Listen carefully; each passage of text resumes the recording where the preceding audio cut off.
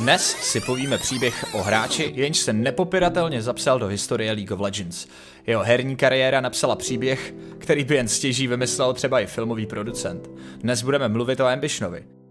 Hráči, který stvárnil něco jako hlavní roli ve videoklipu Rise a byl také donedávna jedním z nejstarších a nejzkušenějších aktivních hráčů.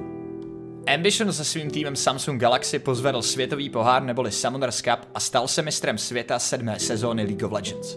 K dnešnímu dni je to tedy již více než rok. Tohle vítězství ale bylo trochu jiné. Hořkosladká příchuť, slzy a zadosti učinění. To vše bylo cítit ve vzduchu i hned po poslední ráně do Nexusu v rozhodujícím zápase. Ať ale pochopíme veškeré souvislosti, ať pochopíme, proč bylo vítězství pro Ambitiona důležitější než snad pro kohokoliv jiného, musíme zpátky na úplný počátek. Ambition už byl jako malej harant hodně talentovaný na hry. Od 9 let hrál StarCraft a obdobné těžší strategie. Porážel starší a zkušenější hráče, zkrátka vztah ke kompetitivnímu hraní si budoval ještě předtím, než byl teenager. U StarCraftu vlastně zůstal až do doby, než viděl výrazný pokles tohoto herního titulu a tak dal šanci novince, strategické hře zvané League of Legends. V počátcích sám sebe viděl jako marksman hráče. Téměř neustále hrál Vayne a jeho mechanické schopnosti byly v té době více než obstojné. Asi očekáváte, že se následně přeorientoval do jungle před připojením do jeho prvního profesionálního týmu. Ale chyba. Ambition se stal junglerem až mnoho let poté, někdy v roce 2014. A k tomu se teprve dostaneme. Ambitionova kariéra začala hodně brzo. A to v prosinci 2011, kdy se připojil do týmu MIG Blaze jako midlaner. Jako midlaner totiž započal svou kariéru, přestože hrál midlane teprve chvilku. V této době bylo mimo jiné také naprosto běžné, že korejské organizace měly v lize klidně 2 týmy s podobnými jmény a hned v první korejské lize Champions došlo k velkému překvapení, když porazili jejich sesterský favorizovaný tým MIG Frost, a to jednoznačným výsledkem 3-0. Bylo to šokující, no a kariéra byla na světě a na nejlepší možné cestě. Kromě skvělých výsledků se začalo dařit i na všech ostatních frontách. V červnu roku 2012 totiž přišel nový, obrovský sponzor s názvem Azubu. Hráči obdrželi výrazně lepší kontrakty a oba týmy se přejmenovali na Azubu Blaze a Azubu Frost. Hned poté je čekal první mezinárodní turnaj. První výzva světového formátu. I tentokrát byla očekávání na bedrech jiných týmů. Jako favorit přicestoval na turnaj americký tým Solomid, od kterého všichni očekávali pouze a jenom výhru. Zde se však začala formovat a ukazovat korejská dominance a především neuvěřitelná síla obou Azubu týmů. Tým Solomid dostal na zadek. A dostal pořádně. Ve finále podléhají Ambitionovi a jeho týmu Azubu Blaze znovu 3-0. Až po tomto turnaji přestalo vypadat vše tak květinkově a duhově. Tým Azubu Blaze v čele s Ambitionem na midlane začal často prohrávat v důležitých zápasech proti hlavním rivalům, jako byl jejich sesterský tým Azubu Frost, anebo třeba Najin Sword. Píše se počátek roku 2013. Nová sezóna, nová naděje. Korea neuspěla na světovém šampionátu druhé sezóny, ale při nejmenším ukázala svou obrovskou sílu a každý očekával jejich dominanci příští rok. Týmy Azubu Blaze a Azubu Frost se znovu přejmenovávají. Tentokrát s příchodem nového sponzora na CJ Entus Blaze a CJ Entus Frost. Do League of Legends v Koreji putuje víc a víc peněz a každý věděl, že rok 2013 měl patřit Korejcům. Rok 2013 měl patřit týmu CJ Entus Blaze a jejich perfektně hrajícímu midlanerovi. Ambition je na vrcholu své kariéry. Považována za nejlepšího midlanera v Koreji, dokonce možná i na světě. Je drahokamem našlapaného týmu Blaze, ve který všichni korejští fanoušci věří. Ambition je uznáván především pro jeho konzistentní výsledky, perfektní individuální i mechanické schopnosti. Je obávaným hráčem na tehdejších midlane pickách, jako byla Nidalee, Kha'Zix a hlavně na jeho main picku, což byl Rise. Byla to ta stejná doba, kdy se známá organizace SK Telecom rozhodla postavit do ligy druhý tým, od kterého nebyla velká očekávání. SKT T1K. Tento tým byl složen z méně známých, talentovaných hráčů z jiných týmů, doplněn o jednoho neznámého kluka, který ho prostě jenom tak vybrali v solo queue. Ten kluk si říkal Faker. První hra, zahájení ligy. Nový tým SKT je vylosován, aby nastoupil proti favoritovi turnaje CJ Entus Blaze. Nikdo neočekával jiný výsledek než krátký a rychlý stomp. Nejlepší midlaner Corey proti neznámému klukovi ze solo queue? Jak by to taky jinak mohlo dopadnout, že jo? Možná to tehdy bylo ego. Možná jenom podcenění celé situace v tom matchupu Kha'Zix versus Nidalee, což byl tehdy docela běžný matchup na midu. Ambition proto, aby ztratil co nejméně, se rozhodl evolvovat jeden ze svých skillů na level 6 za Kha'Zixe přímo před Fakerem. Sice podvěží, ale i tak velmi spekulativní rozhodnutí. Mladý a pravý midlaner nedává soupeři ani vteřinu. Okamžitě trestá chybu a zahajuje pro změnu svou vlastní kariéru. Solo kill na nejlepším midlanerovi v Koreji. Faker podobně dominoval i po zbytek série, svůj tým dotáhl k šokujícímu výsledku 2-0 ve prospěch SKT a nikdo nechápal, co se právě stalo. Faker začíná dominovat ve většině zápasů a přestává se mu říkat jen ten kluk, co zabil Ambitiona na 1v1. Začíná se o něm mluvit jako o novém, nejlepším midlanerovi v Koreji. Like, even though I only have a man on the floor, I think he's in the bed. Oh, Faker maybe in trouble here. Deathmark tries to clean it up for Ryu. Oh, look at the cleanse, look at the moves. Faker, what was that? Faker with a huge play, the QSS. I can't believe I just saw that. Je to tady. Finále světového šampionátu 2013. Faker se svým Zedem a AP Gragasem na midu ničí Uziho tým. Faker získává titul šampiona a již mnohými brán jako nejlepší hráč světa. Čistě na základě toho, co předvedl na světové stage. Domů se vrací jako hrdina. Nováček ze solo queue, co se stal světovým šampionem, jako první přinesl pohár do Koreji. A není pochyb o tom, že je nejlepším korejským midlanerem. V roce 2014 ještě stále žila naděje. Ambice v Ambitionovi, že společně se svým týmem dokáže porazit SK Telecom, že se zvládnou dostat znovu na vrchol. První příležitost nastala ihned při Champions Winter. Další setkání s SKT. A všichni sledovali tu bitvu na midlane. Ambition versus Faker. Na neštěstí série nebyla ani trochu vyrovnaná. SKT doslova přejeli CJ Entus Blaze. No a pak byla morálka týmu už opravdu na dně. Rok 2015 přinesl dvě obrovské změny. První změnou je, že spousty těch nejlepších korejských hráčů odchází hrát za čínské týmy, které dávají novou příležitost se prosadit někde jinde samozřejmě, kde zase nemusí být tak velká konkurence, ale navíc extrémně dobře platí. To samozřejmě hrálo do karet především Fakerovi, který se jako jeden z mála nenechal uplatit za mrzký peníz a rozhodl se zůstat s SKT. S prohlášením, že v SKT začal a v nich taky skončí. Tou druhou zásadní změnou je zákaz organizacím mít 2 a více týmů. Ano, přesně tak. To znamenalo konec CJ Entus Frost a Blaze. Bylo jasný, že jeden z těchto dvou týmů musí zaniknout. Ambition musel uvolnit místo na midlane pro jeho kolegu z týmu Frost, kterým byl Koko. A pokud chtěl zůstat v týmu, musel jít zkusit hrát jungle. Upřímně, Ambitionovi v jungli nikdo moc z začátku nevěřil a i já jsem nebyl jiný. Ale chvilku to trvalo a voila. Výsledky se začaly postupně objevovat. Na top lane to začal krájet The Shy. Botlane tahala ikona playmaking supportů, určitě znáte, Madlife. Koko na midlane byla zřejmě skvělá volba, on si poradil téměř s každým midlanerem, no a do tohoto týmu Ambition zapadl v džungli jak prdel na hrnec. CJ Entus jsou znovu považováni za jeden z nejlepších korejských týmů. První osobní výzva přichází pro Ambitiona v jejich duelu, no samozřejmě proti SK Telecom. Znovu a znovu stojí na stage proti Fakerovi. Tomu klukovi, co jen tak přišel a převzal od něj vše, co tak dlouho budoval a na čem pracoval. Asi si dovedete představit, jak důležitý pro Ambitiona bylo už konečně aspoň jednou porazit Fakera. Jak moc mu záleželo na tom tentokrát zničit SK Telecom. Fanoušci věděli, že tentokrát CJ Entus mají šanci a oni se nemýlili. Ono to vyšlo. Tentokrát to vyšlo. SKT prohrávají 0-2. CJ Entus nemohou být šťastnější. Vše konečně vypadá, že je zase na dobré cestě. Výsledky jsou zpátky, týmová morálka na vrcholu, vše nasvědčuje tomu, že se tentokrát Ambition konečně podívá na světový šampionát. Po chvilce upadl ten šílený hype z toho vítězství v lize, protože všichni víme, že výhra v lize zas tak moc neznamená. Doposud skvěle hrající CJ Entus museli úspěch zopakovat. Ještě jednou porazit SK Telecom, tentokrát ale v playoffs. tentokrát nastupovali jinak. Tentokrát věděli, že mohou uspět. Série se táhla až do 5 zápasů. Za stavu 2-2 si nikdo netroufl tvrdit, kdo nakonec zvítězí.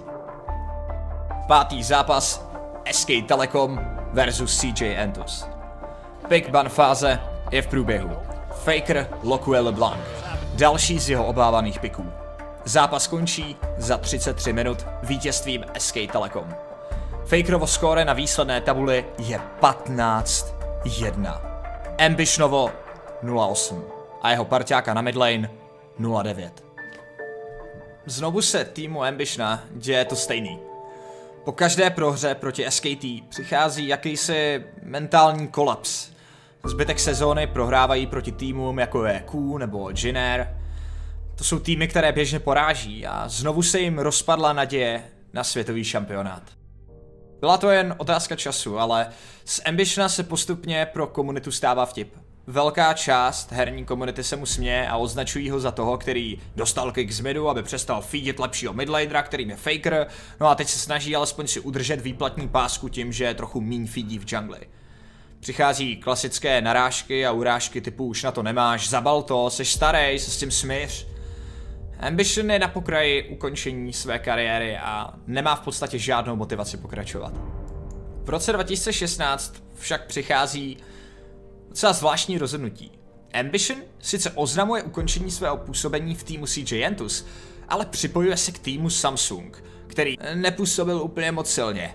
Dá se tedy říct, že se rozhodl jít z relativně slabého týmu do ještě slabšího týmu než předtím. Jako na rovinu, nikdo to rozhodnutí moc nechápal. Od tohoto týmu nikdo neměl žádná očekávání a po právu. V prvním splitu končí až na 6. místě a všichni se chytají za hlavu.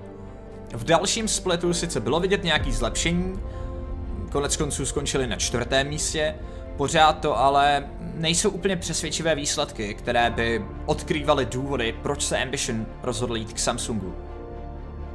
Samsung ale byli spokojení. Na to, aby se podívali do takzvaného gauntletu, neboli regionální kvalifikace. Tedy taková poslední šance ještě se nějakým způsobem kvalifikovat na světový šampionát, kvalifikovat se na Worlds. Nikdo doteď moc nerozumí, jak se stihli tak rychle připravit, ale přišly 2 vyhrané BO5 série a Ambition se konečně kvalifikoval na světový šampionát. A to s týmem Samsung. Jak je to možný? Ambition zvolí jeden z nejslabších týmů a nějakým zázrakem se dostanou na světovou stage. Spolu s týmem Samsung jedou reprezentovat Koreu mimo jiné také Rox Tigers, no a samozřejmě SK Telecom. Jelikož nikdo nepředpokládal, že by se na Worlds vůbec mohli Samsung kvalifikovat, logicky znovu přicházeli na turnaj jako černý korejský kůň. Na rovinu všichni je považují za jednoznačně nejslabší korejský tým, ale všichni ví, že Korejce zkrátka nemůžeš nikdy podceňovat. Samsung však zvládli postoupit ze skupin a dokonce skrze playoff se probojovat až do samotného finále. Svět byl v šoku. Ve finále čekal na Ambitiona jeho jediný opravdový soupeř. To je prostě neuvěřitelné. Ve finále největší světové soutěže se měli utkat před vyprodaným stadionem Faker a Ambition znovu. SK Telecom versus Samsung. Korejské finále. Hele, ty výsledky, které měli v průběhu celého turnaje, byly prostě výborný. A hráči Samsung věřili, že teď je ten moment, kdy můžou Fakerovi sundat korunu, kdy sundají SK Telecom strům. Vše tomu nasvědčovalo, jejich forma byla skvělá, soupeř se evidentně víc připravoval spíš na jiný týmy než na Samsung. Ambition měl chuť porazit Fakera a všechno mu vrátit víc než kdokoliv jiný, kdykoliv jindy. Teď byl ten správný moment. Teď byl moment, kdy měl pro změnu všechno Ambition vzít Fakerovi, a to před zraky milionů lidí, jako podceňovaný hráč s papírově slabším týmem.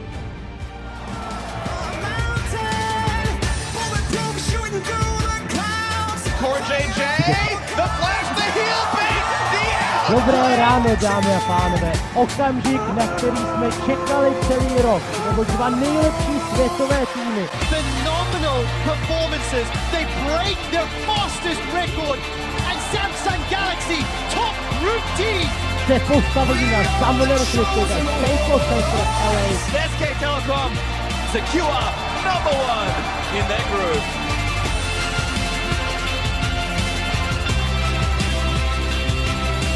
Hra začala. Bolestivá porážka přichází však hned v prvním zápase. SKT vypadají ve formě a Samsung proti nim znovu jako neškodná dětská hračka.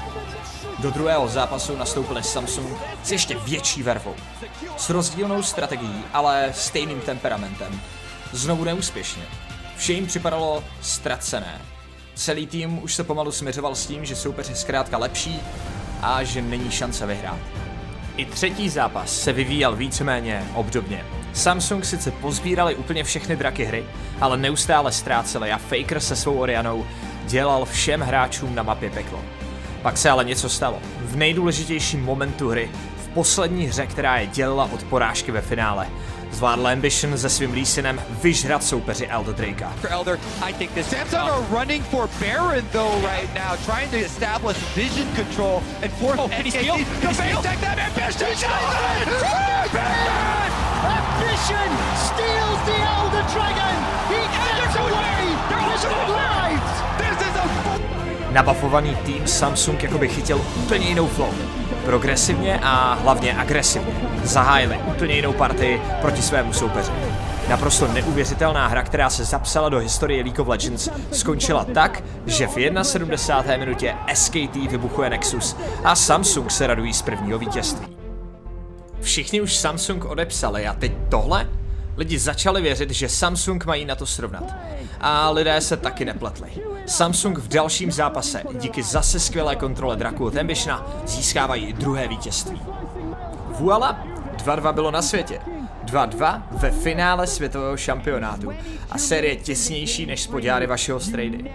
Jen těžko se mi představuje, co se asi Ambitionovi mohlo honit hlavou. Pomsta je přece jenom na dosah. Tolik let dřel jen kvůli tomuto momentu. Finále světového šampionátu proti člověku, který ho téměř připravil o kariéru. Zničil jeho midlane pověst. A nebo hůř, převzal jeho midlane pověst a nyní je dokonce přezdíván jako Unkillable Demon King, neboli nezabitelný král démonů. Vítězství bylo na dosah. SKT začaly vypadat velmi nervózně. Neočekávali 2 porážky v řadě a obhajoba jejich titulu nevypadala letos zrovna jednoduše. Od počátku bylo jasné, že tohle bude dlouhá hra. Výměny killů za kill, pomalá a ne zas tak moc agresivní hra ze stran obou dvou celků. Ve 30. minutě vedou Samsung asi jenom o 2000 góldů. 36. minuta přichází první větší chyba. SKT získávají barona a spoustu góldů. V zápětí na to s dalším baronem se scénář opakuje. 48. minuta a 30. vteřina. Samsung brání svou bázi bez jediného inhibitoru proti SK Telecom s Elder Drake buffem. Split push strategie s Trundlem fungovala pro SKT na jedničku. Týmu Samsung se bortí Nexus a také jejich sen. SKT jsou znovu šampionem a Ambition znovu prohrává proti Fakerovi. Tentokrát drsněji a viditelněji než kdy dřív. Faker získává titul MVP za světový šampionát a Ambition se vzdává. Asi není úplně divu, že chce ukončit svou kariéru. Jeho výsledky nebyly tak úžasné a sám má pochybnosti, že by zvládl uhrát něco víc v roce 2017. Není chuť, síla ani motivace. Byl tak blízko, takový kousek, jednu hru nebo jeden teamfight od své pomsty a od svého vítězství. A teď začínat úplně znova? Po domluvě s trenérem se posouvá na lavečku a pouští hrát nového junglera s nickem Haru. Sám už téměř netrénuje, smířen s tím, že Fakera asi nikdy neporazí. Další regionální kvalifikace, další gauntlet. A Samsung měli zase tu jednu poslední šanci podívat se na Worlds. Haru nehrál vůbec špatně, ale bylo evidentní, že je často až zbytečně moc agresivní. Samsung neměli na výběr, prohrávali v sérii 0-2 a další prohra by znamenala ztrátu jejich možností jakkoliv se kvalifikovat na Worlds a tedy vyřazení z turnaje. Byl povolán Ambition, na poslední chvíli měl pomoct týmu Samsung dostat se na světovou stage. Stabilní a něco pomalejší hra najednou pro Samsung fungovala skvěle. Ambition přinesl přesně to, co Samsung potřebovali a veřejnost je v šoku, když vidí, jak tento veterán z ničeho nic otáčí celou sérii a téměř úplně sám zajišťuje vítězství pro svůj tým. Zbýval už pouze jeden soupeř a tím byli KT Rolster. Trenér neviděl důvod, proč povolávat zpátky Haru, když Ambition odváděl tak skvělou práci a dobře udělal. Ambition i tentokrát zazářil. Dámy a pánové, Samsung byli znovu na Worlds, znovu kvalifikovaní jako poslední korejský tým. Ambition se přes počáteční nechuť a nedůvěru znovu dostal po roce na to stejné místo, kde byl předtím. Jako v nějakém filmu, před ním zase stojí ten jeden člověk. Ten jeden člověk, který mu háže klacky pod nohy všude, kam sehne. Tohle byl souboj ega, daleko víc než souboj dvou e-sport týmů. Bitva začala a bylo se na co dívat. Oproti loňskému roku, tu vervu, kterou pro svůj tým získal Ambition po vyžrání Elder Drakea, měl celý tým Samsung hnedka od počátku. Jen málo kdo tomu dokázal uvěřit, ale Samsung stompnuli SK Telecom v první hře. Bez toho, aniž by SKT získali jediný kill nebo draka. Pouze jednu jedinou věž, to je vše. Bylo jasné, že pro druhý zápas musí SKT spoustu věcí změnit. Po vzoru prvního zápasu od midlanera týmu Samsung Crowna přichází pick na Malzahara. Hrdina, který kompletně zavazoval ruce Fakerovi v early game. Díky obrovskému pushi, kterým disponuje, a stunu, kterého se prostě Faker nemá jak zbavit bez potřebného itemu, nedokázal pomáhat svému týmu po mapě a tempo středové části mapy tedy kompletně ovládl Crown s Ambitionem i po druhé. Přesto, že Faker šel pro ten pick, rozhodl se picknout svého Ryze. O něco vyrovnanější hra to rozhodně byla, ale SKT bez kontroly středu nikdy nepatřili k nejlepším týmům. Tahle strategie pro ně zkrátka fungovala a Samsung tedy vyhrávají po druhé. Po dlouhé době byla na SKT značná nervozita. Strach z porážky na světové stage. Na druhé straně Samsung o dost klidnější. Ani ne proto, že mají 2 body náskok, ale protože ví, že jim tohle už několikrát uniklo. 2 body v sérii nic neznamenají, obzvláště proti SKT. Říká se, že SKT byli nejděsivějším týmem hlavně proto, jak neuvěřitelně se dokážou adaptovat a číst soupeře v průběhu série, jelikož sílí s každým zápasem, který prohrajou. A s každou další porážkou vzrůstá jejich síla okamžitě. Ve třetí hře se SKT rozhodli nebanovat Malzahara. Místo toho dát ochutnat soupeři jeho vlastní medicínu. Taky piknout hrdinu, který exceluje hlavně v early game a midfázi, piknout hrdinu, který je proti Malzaharovi efektivní. Může ho snadno v kombinaci s junglerem zabít a dokonce ho zvládne i přepušovat. Fakerova odpověď na třetí pick Malzahara v řadě byla tedy karma. Tahle strategie se zdála být efektivní. SKT vyhrávají 5-0 na killy, celá hra jde v jejich tempu, který jim vyhovuje a který oni chtějí. A v jeden moment už všechno nasvědčuje tomu, že SKT zvítězí a získají první bod pro sebe. Ve značné goldové výhodě zkoušejí začít Barona. Ve skutečnosti však chtějí bojovat a jen soupeře vylákat z bezpečí. To se jim daří. Dokonce nachází Leone ultimátku na marksmana soupeřícího týmu Rulera. Ten však přežívá a najednou si SKT všimli jedné výrazné chyby v jejich kompozici s karmou. Oni prostě nemají dost poškození. Obzvláště do přední linie soupeře, tedy do Sejuani a Chogata. Ti se stali neřešitelným problémem. SKT prohrávají potyčku, ztrácí Barona a Samsung jsou zpátky v zápase. To byl přesně takový ten moment, který spustí okamžitou melu. Vyhraný fight střídá prohraný, jeden teleport dozad za druhým, všichni neustále s minimem životu a SKT jsou najednou bez inhibitoru na midu a bez obou Nexusových věží. Nahý Nexus SKT stojí na riftu. Budova s pár tisíc životy, bez jakékoliv vlastní obrany, dělí SK Telecom od prohry ve finále šampionátu. Ambition je jen jeden malý krůček od toho, aby to tentokrát dokázal. Po 4 letech je vítězství znovu na dosah, tentokrát blíž než kdykoliv předtím. Každý ale ví, že dokud Nexus stojí, zápas není u konce.